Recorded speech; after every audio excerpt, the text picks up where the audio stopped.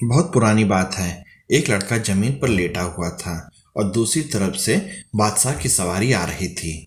तब तक वजीर ने देखा बच्चा सड़क पर लेटा हुआ है। वजीर ने तुरंत बच्चे से कहा, बच्चे हट जा, बादशाह की सवारी आ रही है।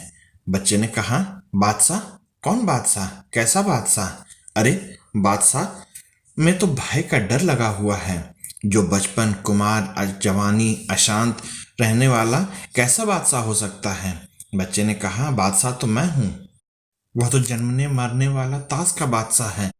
आज बादशाही इसके पास है, कल इसके पास नहीं रहेगी। और मेरी बादशाही मेरे पास हमेशा रहेगी।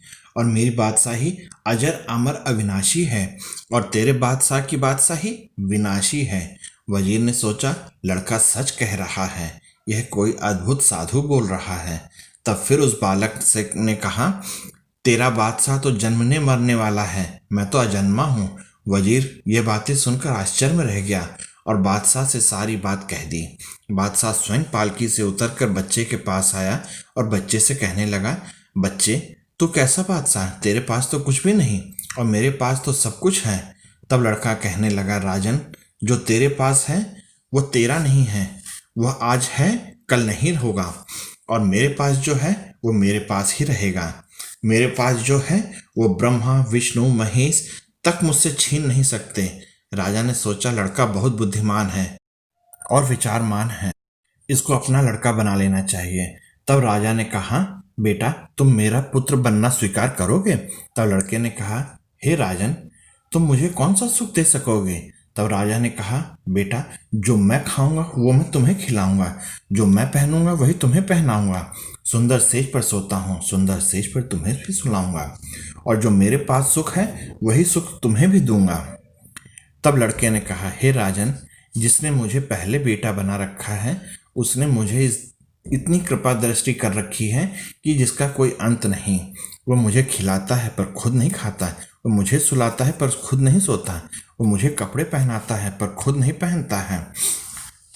क्या राजा तुम ऐसा कर सकोगे? राजा ने कहा, मैं ऐसा नहीं कर सकूंगा। तब लड़का कहने लगा, पहले मालिक को छोड़कर दूसरा मालिक बनाना, ये तुम पहले मालिक के साथ अच्छा नहीं होगा। तब राजा ने कहा, हाँ बच्चे, मैं जो खाऊंगा वही तुम्हें भी खिलाऊंगा, मैं जो पहनूंगा वही तुम्हें भी पहनाऊंगा। तब लड़के ने कहा, राजन, वह मेरे लिए सब कुछ करता है पर खुद कुछ नहीं करता, क्या तुम ऐसा कर सकोगे? तब राजा ने कहा, बच्चे, क्या तुम अपने मालिक के दर्शन करा सकते हो? तब बच्चे ने कहा, मेरा मालिक तो मेरे साथ हर समय रहता है। वो हर पल, हर क्षण मेरे साथ रहता है। हे राजन, देख सकते हो तो देखो। वो मेरी आंखों में ताक झांक कर रहा है, मेरे कानों में बैठा सुन रहा है, मेरी नासिका में बैठा सूंघ रहा है।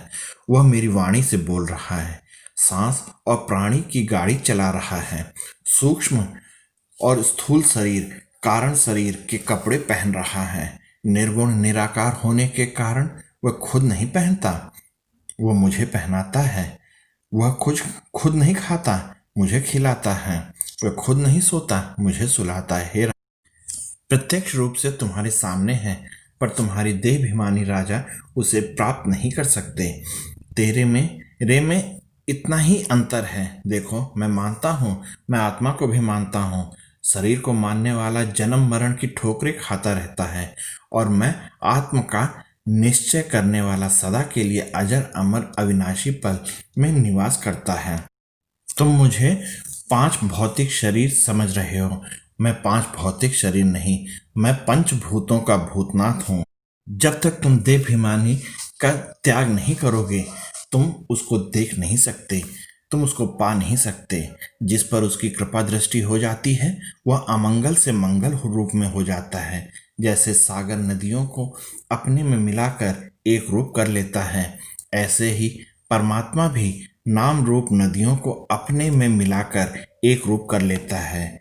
जैसे गंगा, यमुना, गोदावरी, सरस्वती का नाम उड़ जाता है, सागर हो जाता है, ऐसे जीव भी अपने नाम रूप को उड़ाकर उसी रूप में हो जाता है। हे राजन, अपनी लगन भी हो, उसकी कृपा दृष्टि हो, काम बन जाता है। लोग कहते हैं प्रभु कृपा नहीं करते, सुंदर तन, सुंदर मन, सुंदर परिवार कृपा नहीं तो और क्या है। राजा नतमस्तक हो गया। अगर आपको मेरी ये कहानी पसंद आई तो कृपया शेयर, लाइक और सब्सक्राइब कीजिएगा। आप सबको मेरा प्रणाम।